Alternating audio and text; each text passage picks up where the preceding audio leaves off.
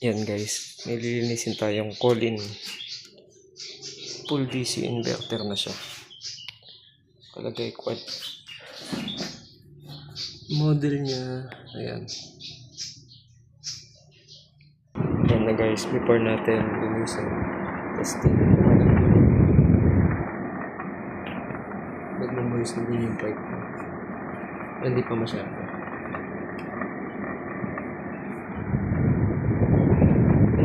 Malamig.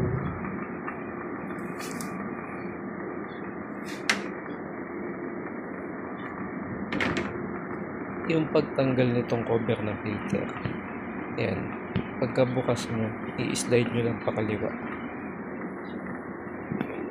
Yan na guys, hindi ko na napakita isa-isa. Ang dami niyang tornilyo. Ito palang harap ang natatanggal ko. Ayan. Hindi kasi natin babasahin to. Ito, tsaka ito. Pati yung pan motor, tatanggalin natin yan. Yan na guys, ito yung buong control niya. Tanggal na natin yung pan. Ito na lang. Oh, ayan.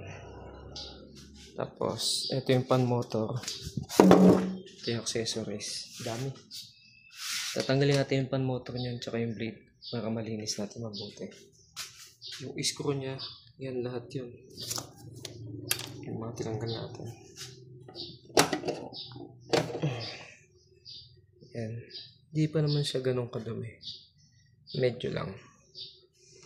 Oh. Linis na tayo.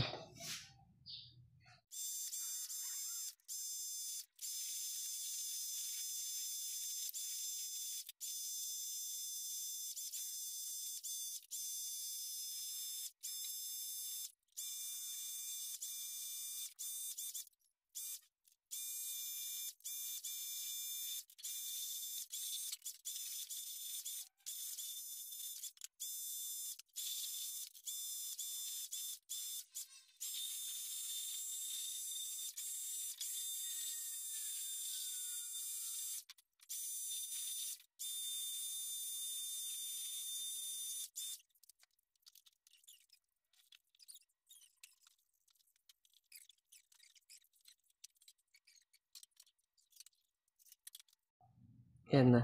Nabanlawan na natin. Sabon na lang. Tapos na natin yan.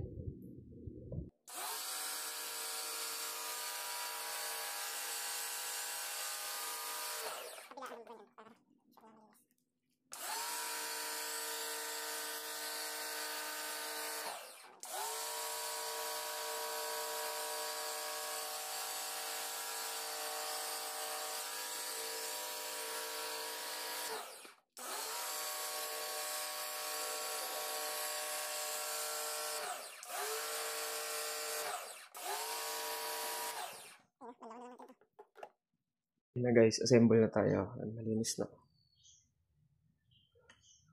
Linis na yan.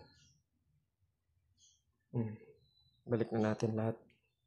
Tapos testing. Hindi ko na ipapakita step by step. Madali lang naman to. Sundan nyo lang yung mga, kung ano yung huli nyong kinalas, huli nyong tinanggal, yung dapat ang una nyo ibalik. Yun lang pala tandaan doon. Okay? Kung bago ka naman nagtatry maglinis, mas maganda i-video mo para i-reverse mo na lang kung ano yung pagkasunod-sunod. Okay, yun lang. Yun na guys, naibalik na natin lahat. Ayun, cover na lang tapos testing.